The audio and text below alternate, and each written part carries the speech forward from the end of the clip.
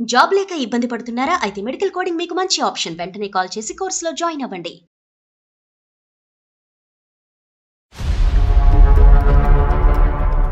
చాలా అదృష్టం అనుకున్నా. మా హస్బెండ్ చేయని గౌరవాలు చాలా ఉంటాయి సార్. నేను చెప్పుకోలేకపోతున్నాను సార్. ఏడవకండమ్మా. నేను ప్రెగ్నెంట్ అయినప్పుడు వాళ్ళ కాలేజీ ఫ్రెండ్ ఏదో చెప్పి తనతో మాట్లాడుతూ మొదలెట్టారు. అంతకుముందు క్లాస్మేట్, ఇప్పుడు హాస్పిటల్ పరిచయం. హాస్పిటల్ పరిచయం. అవును మేడం.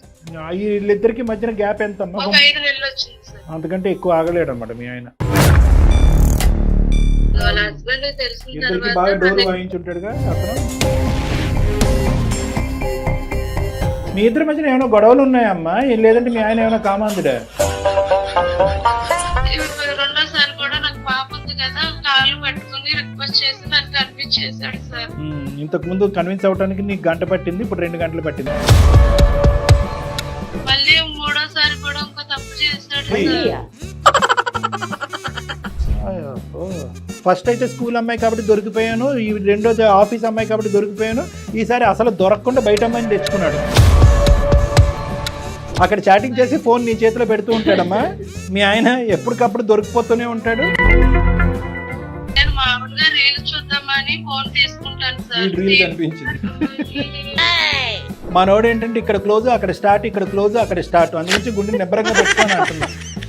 ఇది రన్నింగ్ కామెంటరీగా ఎక్కడ ఆగలేదు ఈ బండి. మధ్యలో మిస్ అయిన లింకులు ఎన్ని ఉన్నాయో ఇద్దరిద్దరం. కళాపోషకుడు. డైరెక్ట్ గా ఇంటికే ఏమ్మాయి? మూడో అమ్మాయినేనా? 4వ అమ్మాయి. వీడు ఒకసారి యూజ్ చేసింది మళ్ళీ వాడడం వీడు. ఇంటికాడ 2 చెల్లెళ్ళు ఉన్నారు. భర్తను వదిలేసి వచ్చేస్తే వాళ్ళకి పెళ్ళిళ్ళు మళ్ళీ కనిపించేయడానికి చూస్తున్నారు సార్ నన్ను. ఇటువంటి తండ్రినా నీ కూతురికి రేపొద్దున పరిచయం చేస్తావు. నీకు తెలిసి 4, నేను ఊహించుకోవటం 16.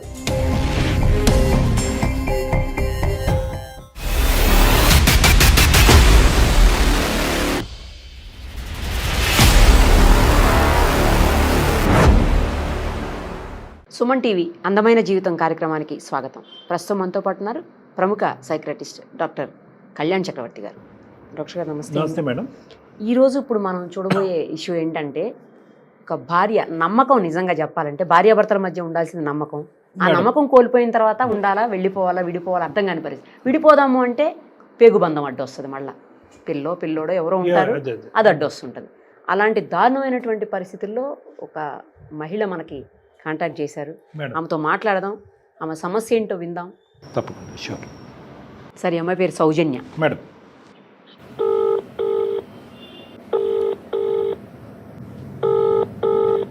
హలో.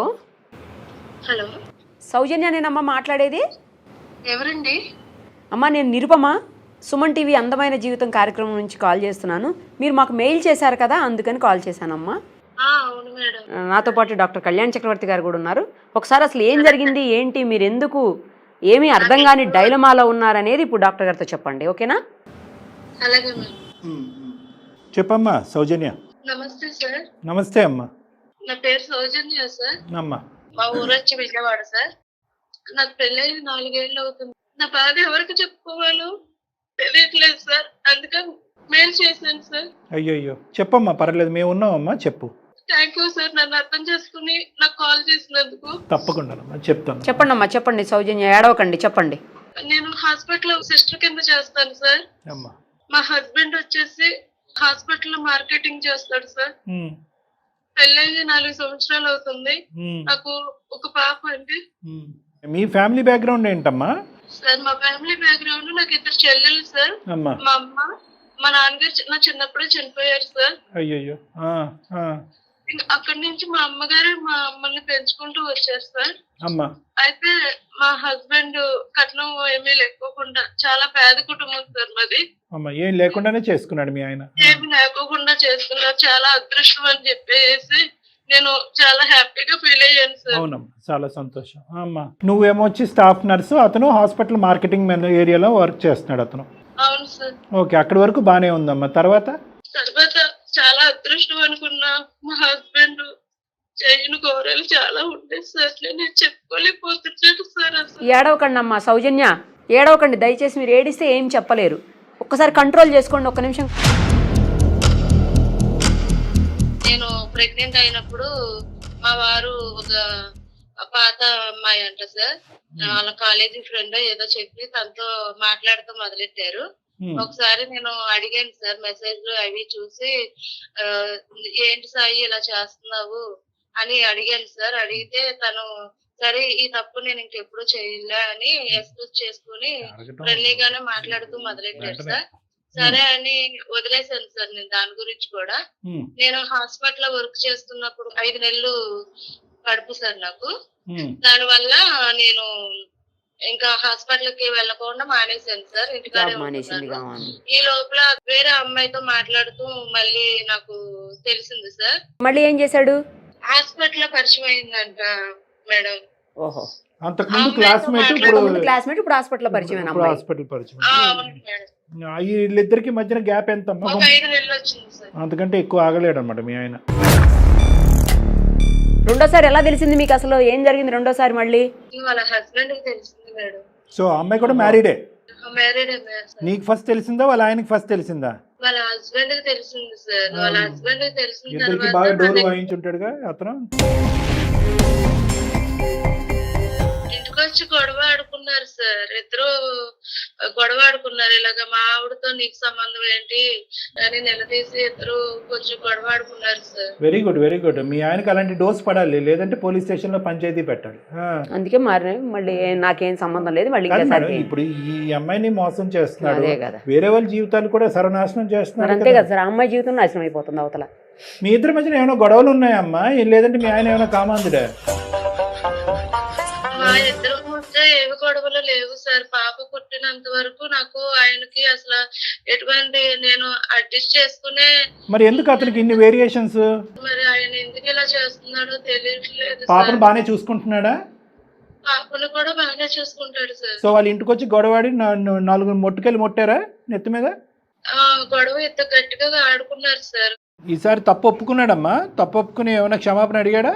క్షమాపణ అడగటం అంటే నేను అసలు నాకు క్షమాపణ చెప్పినప్పుడు అసలు నేను ఒప్పుకోలేదు సార్. ఫస్ట్ సారి ఇలా చేసావు, రెండోసారి కూడా ఇలా చేస్తే నేను ఎక్కడికి వెళ్ళాలి, ఏంటి నా బాధ ఎవరికి చెప్పుకోవాలి, నా కన్న తల్లికి కూడా నేను చెప్పుకోలేను కదా, నువ్వు తప్ప నాకు ఎవరున్నారు అని నేను నీతోనే ఉన్నానని ఒక ఫస్ట్ సారి కాంప్రమైజ్ అయ్యాను. మళ్ళీ ఇప్పుడు రెండోసారి కూడా ఇలా కాంప్రమైజ్ అవ్వమంటే ఇంక నేను ఏం చెయ్యాలి గట్టిగా నిలదీసి అడిగాను సార్. అప్పుడేమన్నాడు?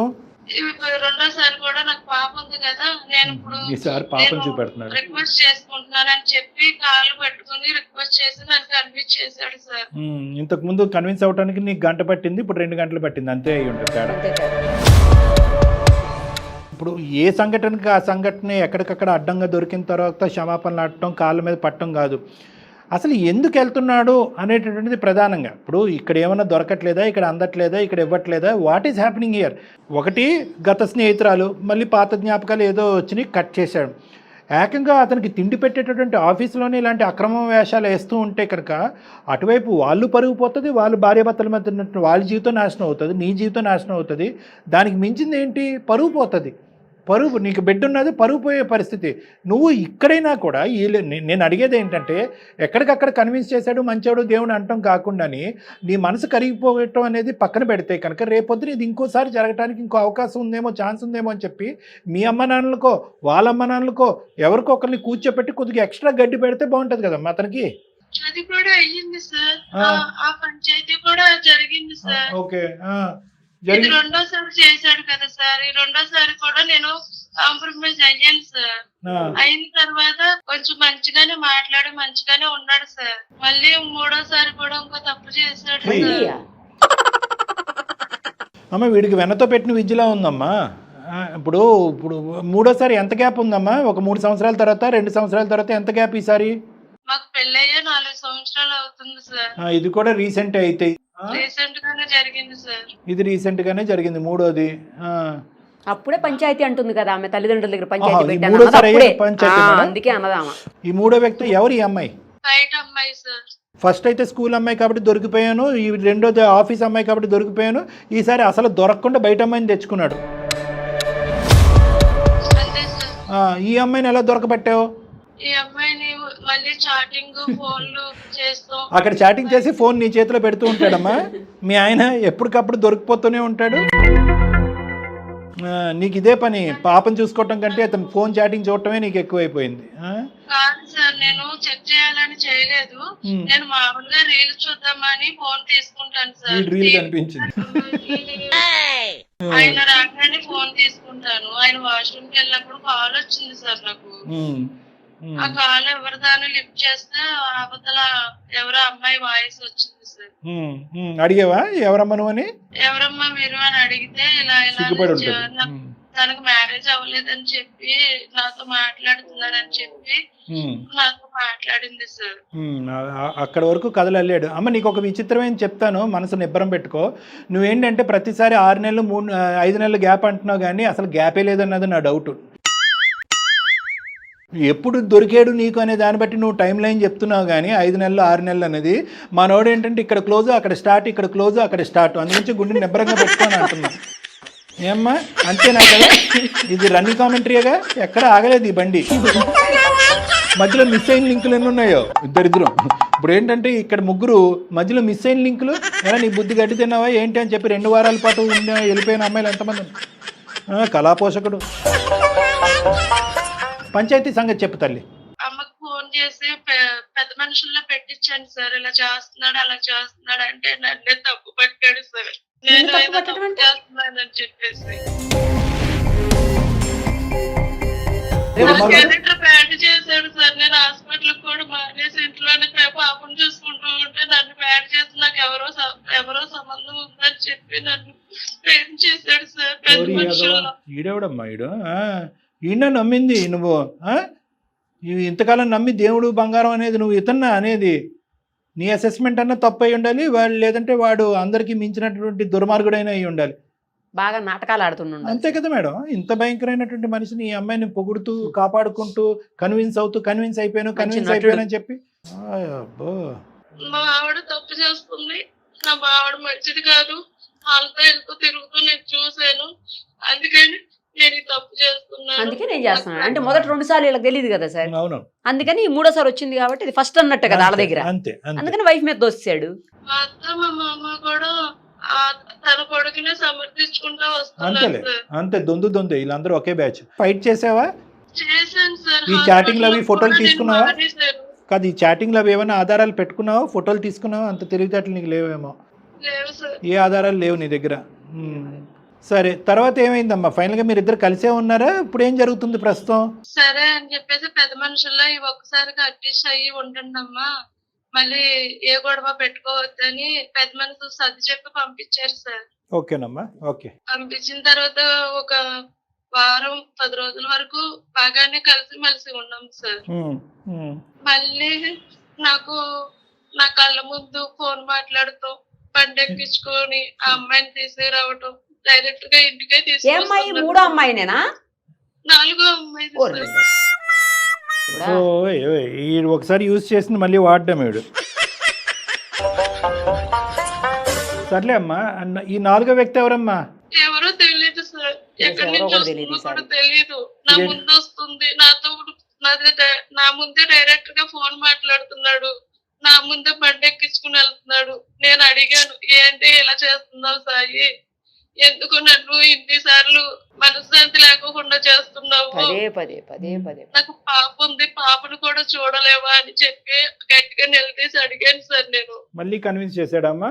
లేదు సార్, ఉంటే ఉండు, పోతే పో, నీకు డైవర్స్ ఇచ్చేస్తాను. ఇది అసలు స్వరూపం వాడిది. చంపేశాడు, నీ క్యారెక్టర్ చంపాడు. ఇప్పుడు డబ్బులు ఇస్తాను అని చెప్తున్నాడు సార్. ఆడికి ఇచ్చేది ఏంటి? నువ్వే ఆడికి ఎద్ది కానీ కొద్ది ముష్టి. ఏదైనా జబ్బులు వస్తాయి కదా, అంటురోగాలు వస్తాయి ఆడికి తొందరలోనే, అప్పుడు నువ్వే ఎద్ది కానీ కొద్ది ముష్టి. ఏమో ఆడి నీకు ఇచ్చేది డబ్బులు. ఏదో ఉన్నారు ఏదో. నువ్వు ఫినిష్ చేయ, తర్వాత నేను మాట్లాడతాను, నాకు చాలా కోపంగా ఉంది. నువ్వు ఫినిష్ చేసేసి, నీ మీద కదా వాడి మీద. మా అమ్మగారు ఏమన్నారంటే, ఇప్పుడు నీకు ఇంటికాడ 2 చెల్లెళ్ళు ఉన్నారు, నువ్వు భర్తను వదిలేసి వచ్చేస్తే ఎలాగా, వాళ్ళకి పెళ్ళిళ్ళు అని చెప్పి మళ్ళీ కన్విన్స్ చేయడానికి చూస్తున్నారు సార్ నన్ను. మీ బలహీనత, మీ కుటుంబ బలహీనత వాడి బలం. సరే చెప్పమ్మా. ఇంకా పెద్ద మనుషుల్లో కూడా మళ్ళీ కన్విన్స్ చేసుకుంటున్నారు సార్. నాకు ఇప్పుడు ఏం చేయాలో ఏంటో నాకు ఏం అర్థం కావట్లేదు సార్. ఓ పక్క పిల్ల చెల్లెళ్ళు, ఇంకో పక్క వీడియో డైవర్స్ తీసుకుని వెళ్ళిపోతే చెల్లెలు పెళ్ళిళ్ళు అవ్వవు అని చెప్పి నాకు వెనకాల బాగా నడిపిస్తున్నారు సార్.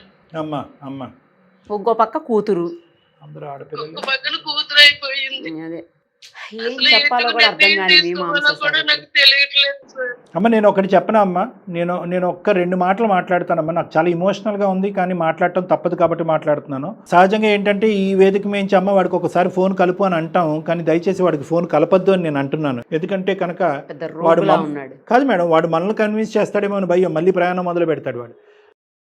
ఎందుకంటే వాడికి వెనతో పెట్టిన విద్య 2, ఒకటి ఆడవాళ్ళు వాళ్ళని కన్విన్స్ చేయటం, రెండోది నీలాంటి ఆడవాళ్ళని కన్విన్స్ చేయటం. మా వరకు వచ్చి మమ్మల్ని కూడా కన్విన్స్ చేసేసి లేదు సార్ తప్పు అయిపోయింది సార్ ఏదో అని చెప్పినా చెప్పచ్చు, లేదంటే నా భార్యే బ్యాడ్ అంటే అని అనొచ్చు. అలా అంటే కనుక వాడు ఎక్కడున్నాడో అక్కడికి వచ్చాడు చంప పగల కొడతాం నేను మేడం. కానీ వాడితో మాట్లాడవలసినటువంటి అవసరం లేదమ్మా. ఎందుకంటే పూసగుచ్చినట్టు నువ్వు చాలా క్లియర్ కట్గా వాడి వ్యక్తిత్వం, క్యారెక్టర్ అనేది నీకు లేట్గా తెలిసినా లేటెస్ట్గా తెలిసింది ఇప్పటికైనా కూడా. దురదృష్టం ఏంటంటే బిడ్డ పుట్టిన తర్వాత నువ్వు కన్విన్స్ అవటం తగ్గించి నీ కనువిప్పు కలిగి ఇంటి గడప నుంచి బయటకు అడుగుపెట్టి నేను నీతో పాటు ఉండలేనురా అనేటటువంటి ఆలోచనలోకి నీకు వచ్చినట్టు అనిపిస్తుంది. ఆ విధంగా ఆలోచించడానికి మీరు రెడీగా ఉన్నారా సౌజన్య గారు? రెడీగా ఉండడానికి సార్ నా చేతిలో పాప ఉంది సార్. నాకు భర్త లేకపోతే చెల్లెలకి పెళ్ళిళ్ళు అవ్వమని చెప్తున్నారు కదా సార్. అమ్మ కూడా అదే మాట ఉంటుంది సార్. ఏం చేయాలి ఈ సిచ్యువేషన్, నాకు ఏం చేయాలి అర్థం కాదు. మీ అమ్మ అలాగే ఉంటుంది, మీ అమ్మ కూడా అదే అంటదమ్మా. ఇక్కడ అమ్మల గురించి కాదు సబ్జెక్టు, పాప గురించి కూడా సబ్జెక్ట్ కాదు. పాప ఇంపార్టెంటే, కానీ ఇటువంటి తండ్రినా నీ కూతురికి రేపొద్దున పరిచయం చేస్తావు. నీకు తెలిసి 4, నేను ఊహించుకోవటం 16, 4 రెట్లు ఎక్కువ ఉంటుంది. సో నీకు తెలియనటువంటి లోకం నీకు తెలీదు. తెలియనటువంటి లోకం గురించి ఈ 4 కదా, ఈ 4 అని సంబరపడకు. నీకు తెలిసినంత వరకు అడ్డంగా దొరికినటువంటి ఈ 4 కాబట్టి ఆ మనిషి ప్రతిసారి బరి తెగించి ఫోన్ ఎదురుగుంటా పడేస్తున్నాడు. ఎందుకంటే కనుక నీకు కానీ నీ కుటుంబానికి కానీ అతని ఉద్దేశంలో, అతని ఆలోచనలో ఎటువంటి విలువ లేదు. మీరందరూ కాంప్రమైజ్ అయ్యారని తెలుసు, మీకు భవిష్యత్తు లేదని తెలుసు. పెద్దల పంచాయతీ పెట్టినా కూడా నీదే తప్పు అనే విధంగా చూపెట్టగలడు అనే దమ్ము ధైర్యం ఉన్నాడు వాడికి. పైపెచ్చి ఏంటంటే మీ ఫ్యామిలీ మెంబర్స్ వచ్చి ఒరే నీకు బుద్ధి ఉందా లేదా అని ఒక 2 మాటలు అన్న తర్వాత ఫైనల్గా నీ దగ్గరికి వచ్చి ఆడబిడ్డ ఉంది కాబట్టి కాంప్రమైజ్ అయ్యి అక్కడికే ఉండమ్మా అని పంపిస్తారని కూడా తెలుసు. సో అన్ని విధాలుగా ఇప్పటి వరకు ఏంటంటే నువ్వు పెద్దల పంచాయతీ పెట్టనంత వరకు కొంతవరకు దాకుని ఏదన్నా కొద్ది సిగ్గుపడుతున్నట్టు బెదిరిపోతున్నట్టు ఉన్నాడేమో. కానీ ఇప్పుడు 4కి తెలిసిన తర్వాత ఇది ఓపెన్ సీక్రెట్ కాబట్టి ఏం చేస్తారు, ఎక్కడ పోతారు, బిడ్డ పుట్టిన తర్వాత నువ్వు ఎక్కడ పోతారు అని చెప్పి విర్రవీగిపోతున్నాడమ్మా వాడు. అలాంటి వాడిని ఫోన్ కలపమ్మా, కౌన్సిలింగ్ చేద్దాం, మారుద్దాం అనేటటువంటి ఆలోచన లేదు. సిస్టర్స్ చెప్పారు, సమాజంలో చెప్పారు, ఎవరు చెప్పారనేది కాదమ్మా. నీ కళ్ళతో నువ్వు ఏదైతే చూసావో, ఎన్ని సందర్భాల్లో ఇతను వాగ్దానాలు చేశాడో, దానికి పైపెచ్చి ఏంటంటే కనుక అతన్ని కప్పిపుచ్చుకోవటానికి గురించి, అతని సీక్రెట్లు దాచిపెట్టడం గురించి నీ క్యారెక్టర్ని పంచాయతీలో అసాసినేట్ చేసినటువంటి వాడు ఒక మొగుడుగా కాదు కదా, ఒక మగాడుగా కూడా అర్హత లేదని, మనిషిగా కూడా లేదు, ఒక మనిషిగా కూడా అర్హత లేదు. సో ఇక్కడ కనువిప్పు రావాల్సింది, మనోధైర్యం పెంపొందించుకోవాల్సింది, పోరాటం చేయవలసింది మీ అమ్మాళ్ళు, మీ అక్క చెల్లి కాదమ్మా నువ్వు. ఇటువంటి తండ్రిని నీ కూతురికి పరిచయం చేస్తావా? ఏంటమ్మా ఇలాంటి ఎదవుతానా, నువ్వు ఇలాంటి ఎదవునా నాకు తండ్రిగా కాపాడుకుంటూ వచ్చి ఇప్పుడు గౌరవంగా అమ్మ నీకు తండ్రి కావాలని. కరెక్టే, ఒక బిడ్డకి తండ్రి ఖచ్చితంగా కావాలి, కానీ ఇలాంటి క్యారెక్టర్లెస్ తండ్రిని చూపెడతావా? సిగ్గుపడి నీ కూతురు తలదించుకునే పరిస్థితి వస్తుంది. ఇది నెంబర్ 1. నెంబర్ 2 ఏంటంటేనమ్మా, అన్నిటికంటే మించినటువంటి గౌరవము, కుటుంబము, పరువు, ప్రతిష్ట ఇవన్నీ పక్కన పెడితే 2 నిమిషాలు వాడికి ఇలాగా ఎడతెరప లేకుండా అడ్డదిడ్డంగా తిరిగేటటువంటి వాడికి ఎన్ని సుఖవ్యాధులు వస్తాయో, సారీ నేను అంటున్నాను, ఎటువంటి వ్యాధులు వస్తాయో, అటువంటి వ్యాధులతో ఉన్నటువంటి వ్యక్తి రేపొద్దున నీకేదన్నా రాకున్నటువంటి ఒక జబ్బు వస్తే కనుక ఆ పిల్లకి తండ్రి ఎలాగా ఉండడు, తల్లి కూడా లేనటువంటి దురదృష్టకరమైనటువంటి పరిస్థితి రావచ్చు. అలాంటి కథలు ఎన్నో ఉన్నాయి నా దగ్గర. కాబట్టి నేను నీకు చెప్పేది ఏంటంటే ఇక్కడ కావాల్సినటువంటిది మనోధైర్యం. నీ కాళ్ళ మీద నిలబడే సత్తా నీకుంది. ఇంతకు ముందు ఉద్యోగం చేసుకున్నావు, కానీ ఈ దుర్మార్గుడి వల్ల ఆ ఉద్యోగం కూడా మానేసి ఆ బిడ్డను కాపాడుకుంటూ ఇంటిని గౌరవప్రదంగా ఉంటుంటే కనుక ఆడు వెన్నుపోటు పొడుస్తున్నాడు, పదే పదే వెన్నుపోటు పొడుస్తున్నాడు, నీకంటూ క్యారెక్టర్ లేదనేటటువంటి ప్రచారం చేస్తున్నాడు. అటువంటి వ్యక్తి ఎంతవరకన్నా వెళ్ళటానికి ఒక అవకాశం ఉంది. పో, నీ బిడ్డకు నేను డబ్బులు ఇస్తాననే మనిషి రేపొద్దున అతను పరువు పోతుంది అనేటటువంటి ఆలోచనతో నిన్ను నీ బిడ్డను ఏదైనా చేయడానికి ప్రయత్నం చేస్తే అలాంటి కథలు కూడా మనం చూస్తున్నాం. నీలో ఒక అవగాహన రావాలి, నీలో ఒక ఆలోచన రావాలి, నీలో ఒక భద్రత రావాలి, నీలో ఒక దమ్ము ధైర్యం కావాలి. ఆ విధంగా నిన్ను నేను ప్రోత్సహిస్తున్నానమ్మా.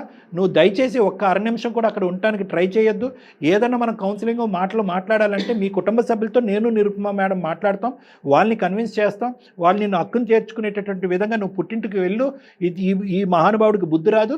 విడాకుల ప్రక్రియ అనేటటువంటిది ఎలా మాట్లాడాలో మనకు తెలిసిన లాయర్స్ ద్వారా మాట్లాడదాం. ప్లస్ ఎంత ఘోరాలు చేశాడో ఇలాంటి వ్యక్తికి ఒక శిక్ష కూడా పడాలి. ఆ విధంగా కూడా మనకు ఉన్నటువంటి అడ్వకేట్ టీంతో ఒకసారి మాట్లాడి ఆ విధమైనటువంటి సహాయ సహకారాలు కూడా నీకు ఇస్తామమ్మా. ఈ మనిషితో మీద ఒక నమ్మకం కానీ, ఈ మనిషితో పాటు ఒక ప్రయాణం కానీ, ఈ మనిషితో ఒక స్థిరమైనటువంటి ఒక తండ్రి, ఒక భర్త ఉంటాడు అనే ఆలోచన నుంచి దయచేసి ఈ క్షణం విరమించుకోమని చెప్పి నా విన్నపం. సార్ నేను అందుకే మిమ్మల్ని నమ్ముకుని ఎక్కువ మెయిల్ చేశాను సార్. ఇలాంటి సిచ్యువేషన్ లో ఉన్నాను కాబట్టి నాకు ఎవరికి చెప్పుకోవాలో ఏడో నాకు అర్థం కాక నేను మెయిల్ చేశాను సార్. అమ్మ, ఈ మనిషికి 100 మార్కులకి 1 మార్క్ అయినా మంచిగా పడుంటే కనుక నేను మీ ఇద్దరిని కలిపేసి ఉండేవాడిని అమ్మ. అన్ని మైనస్ మార్కులే. ఏది not only as a character ఒక ఆడవాళ్ళతో తిరిగేటటువంటి ఒక మగాడు పెళ్ళి అయిన తర్వాత 100 వాగ్దానాలు చేసి వాగ్దానాలు వెరగొట్టి వెళ్ళే మగాడు గురించే కాదు, నీ క్యారెక్టర్ని అసాసినేట్ చేసి నీకు ఒక గౌరవం లేకుండా అటు కుటుంబం ఇటు కుటుంబంలో కూడా నీ యొక్క క్యారెక్టర్ని అసాసినేట్ చేసి నిన్ను కాళ్ళ కింద తొక్కుకుంటూ వెళ్ళిపోయేటటువంటి ఒక మగాడి దగ్గర అర నిమిషం కూడా ఉండమని చెప్పి నేను ప్రోత్సహించనమ్మా. కాబట్టి ఇది ఎప్పుడు కూడా మొదటి నుంచి చివరి వరకు నాకు ఎప్పుడు కూడా నా మనసుకు తడుతుంది ఏంటంటే ఇది 1 వే ట్రాఫిక్. వీడికి ఎంత తొందరగా సేఫ్గా ఈ అమ్మాయి ఆ బిడ్డ గుడ్ బై చెప్తే అంత మంచిది అన్నట్టుగా నాకు అనిపించింది. కాబట్టి ఈ సలహా ఇస్తున్నానమ్మా. ఇది మంచి సలహా. దయచేసి దీని మీదే నిలబడు, ఇంకొక ఆలోచనను పెట్టుకోవద్దు. బుద్ధి వచ్చినట్టు నటించినా కూడా వాడికి ఒక టైం గ్యాప్ అంటే ఒక 6 నెలల్లో సంవత్సరం వాడిని మానిటర్ చేసేటటువంటి ప్రక్రియలు ఎలా ఉంటాయన్నది నేను చెప్తాను నీకు. అప్పుడు ఏదన్నా ఉంటే కనుక ఒక విధంగా ఆలోచిద్దాం. కానీ 99.9% this is a close issue. Me parents దాన్ని యాక్సెప్ట్ చేయరంటే కనుక వాళ్ళని యాక్సెప్ట్ చేసేటటువంటి విధంగా నేను వాళ్ళని మాట్లాడతాను, వాళ్ళని కన్విన్స్ చేసుకుంటాను. ఓకేనమ్మా? Okay madam, thank you madam. ఓకేనమ్మా. తర్వాత మళ్ళీ మేడం మా పర్సనల్ నెంబర్ ఇస్తారమ్మా. అప్పుడు మళ్ళీ ఒకసారి వద్దురు కానీ మనం ఇంకా డీటెయిల్డ్గా మాట్లాడి నెక్స్ట్ స్టెప్స్ ఏంటి అన్నది ఆలోచిద్దాం. అలాగే సార్. ఆల్ ద బెస్ట్ అమ్మా Soujanya. God bless. Thank you sir. Nice sir. Thank you. Thank you.